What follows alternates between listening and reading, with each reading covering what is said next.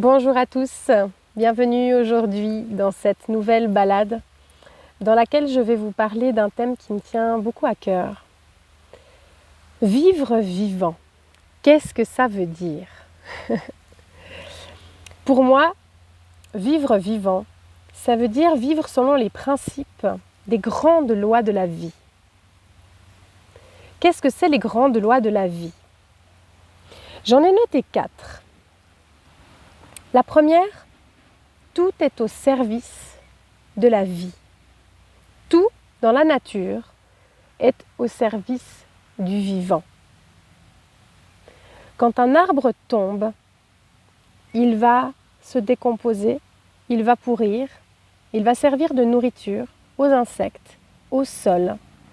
Il va créer un sol riche qui va permettre à d'autres plantes, d'autres arbres de pousser. Tout dans la vie est au service du vivant. Ça implique d'accepter que quand quelque chose meurt, autre chose peut naître.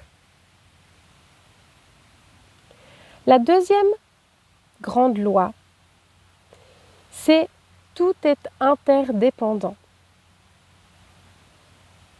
Il y a dans le monde, on parle souvent des 7 merveilles du monde.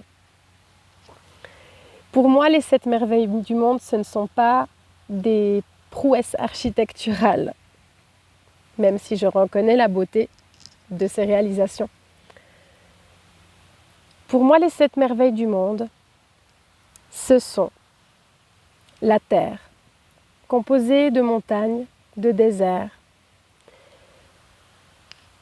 l'eau, composée de rivières, de lacs, de mers, d'océans, l'air,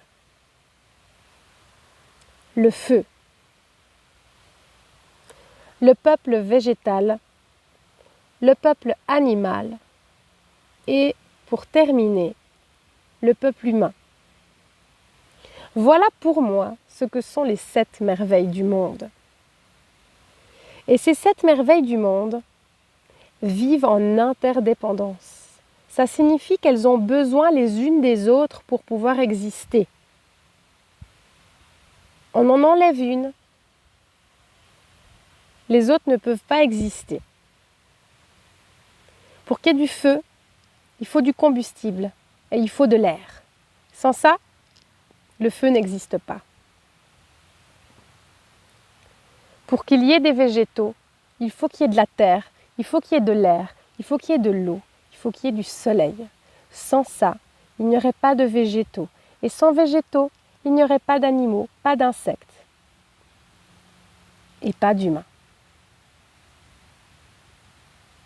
Chaque espèce existe pour une bonne raison. Si on dérègle une chose, tout le reste sera déréglé. Enlevez les loups quelque part et vous verrez toutes les conséquences qu'il y a sur tout le reste du peuple animal et végétal. Tout a sa juste place et nous nous inscrivons aussi dans cet équilibre. Donc tout est à sa juste place. C'est la 3e grande loi du vivant. Chaque chose existe pour une bonne raison. Chaque chose a une utilité et tout a un juste équilibre. Et la 4e grande loi, c'est tout est en mouvement. Tout est toujours en mouvement dans le vivant. Même les montagnes. Même les montagnes ont une évolution, ont un rythme très très lent, on est d'accord, mais si vous regardez, sur les siècles qui passent, les millénaires qui passent, les montagnes se transforment, changent de forme et se transforment également parce que vous pouvez regarder à l'intérieur d'une roche, vous allez voir qu'une roche qui est grise, au fil des siècles, elle va devenir un cristal. Donc, tout est en mouvement. Et c'est ça aussi le signe de la vie. lorsque quelque chose devient immobile, c'est la mort. Donc, ces lois du vivant, elles sont fondamentales. C'est ce qui régit la vie sur la planète, dans l'univers même. Tout est au service de la vie. Tout est interdépendant. Tout est en mouvement et tout est à sa juste place. Donc nous, en tant qu'êtres humains, notre devoir prioritaire, c'est de respecter ces lois du vivant. Si on dérègle une chose dans le vivant, dans la nature, ça va dérégler tout le reste. Est-ce que vous vous rendez compte de la responsabilité que nous avons en tant qu'être humain qui a un cerveau capable de réfléchir, de penser, de conceptualiser, d'inventer? La responsabilité que nous avons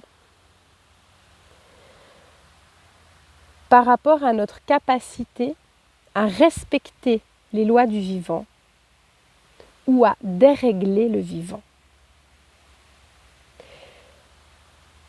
Aujourd'hui, l'humanité est devenue une maladie sur la planète. On a déréglé tant de choses. Dans le sol, sur tous les territoires, on a déréglé le peuple animal, le peuple végétal, et on a déréglé notre propre peuple en déréglant notre propre corps, en transformant systématiquement tout ce que la nature nous a offert, gracieusement, généreusement, abondamment. On a choisi, en pensant bien faire,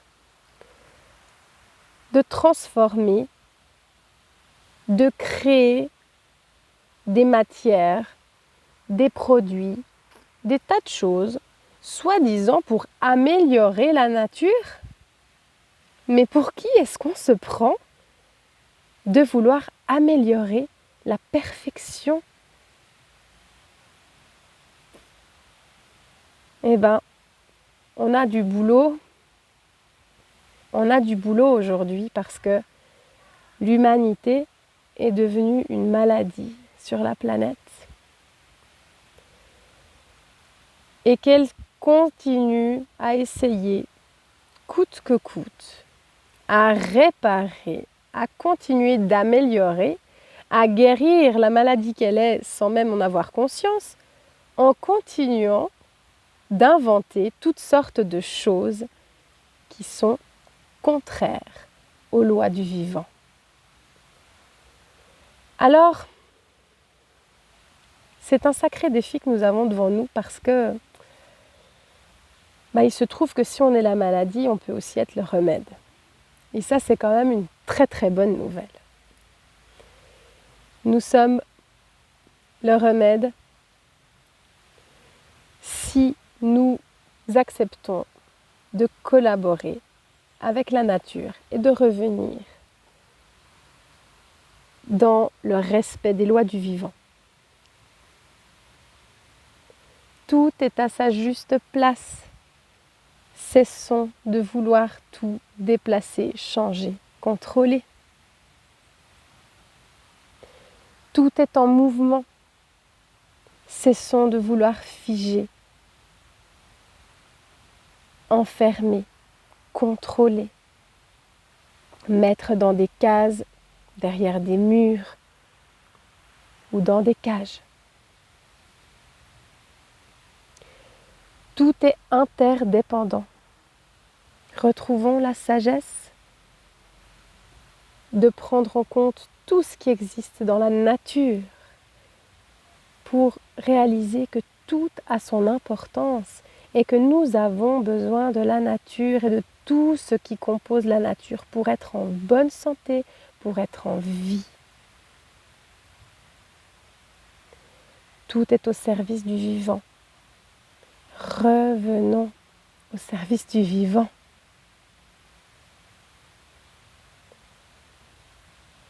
Alors, je sais que parmi les personnes qui m'écoutent, vous êtes une très grande majorité à être d'accord avec ces lois du vivant et à les comprendre et à les vivre même et à tendre toujours plus vers le respect de ces lois.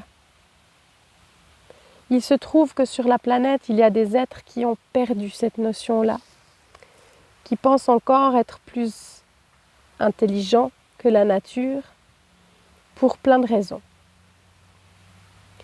Alors aujourd'hui, j'aimerais vous rappeler que vous êtes tous, toutes des adultes et que vous êtes souverain de votre vie et souverain aussi du monde que vous voulez créer autour de vous.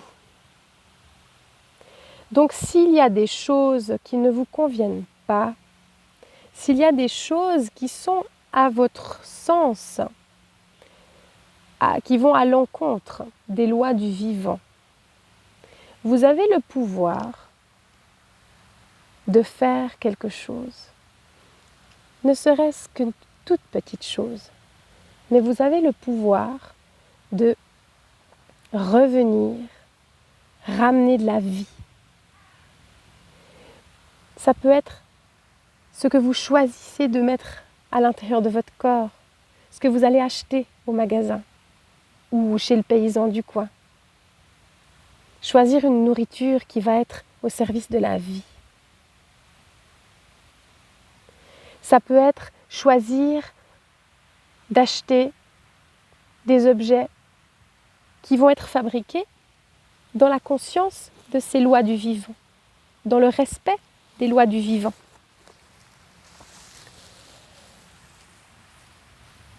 Choisir un mode de consommation qui soit conscient et qui soit respectueux de la vie. Parce qu'aujourd'hui, on est pris dans un système qui nous éloigne de ce vivant, qui nous éloigne de nous-mêmes aussi, qui nous éloigne de plus en plus de la nature et de la profonde intelligence de la nature. La nature a la forme d'intelligence la plus parfaite, la plus évoluée qui soit. Ce sont les lois universelles du vivant. Donc s'il y a une loi qu'il faut respecter, s'il y a des lois auxquelles il faut obéir, ce sont celles-ci. L'humain est vraiment doué pour créer plein de lois et nous en avons de plus en plus des lois qui viennent régir notre vie, notre existence. Mais rappelons-nous que la loi la plus importante qui soit, ce sont les lois du vivant. Je vous souhaite une vie pleine de vie et je vous souhaite d'être toujours plus joyeux dans la danse vivante qui est en train de vibrer à l'intérieur de vous.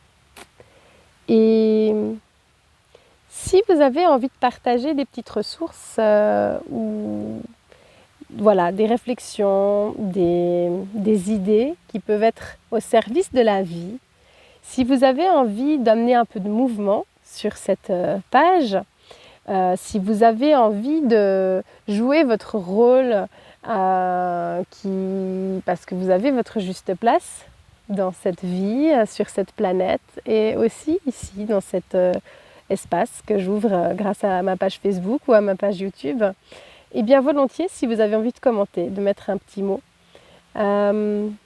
de comment vous pouvez être au service de la vie. Et puis, si vous avez le cœur de partager cette vidéo, c'est volontiers. Si vous pensez qu'elle peut servir à quelqu'un, amener un petit peu de joie, de vie à quelque part, eh bien faites-la voyager, je serai ravie. À très bientôt, je vous souhaite un merveilleux après-midi et à la semaine prochaine.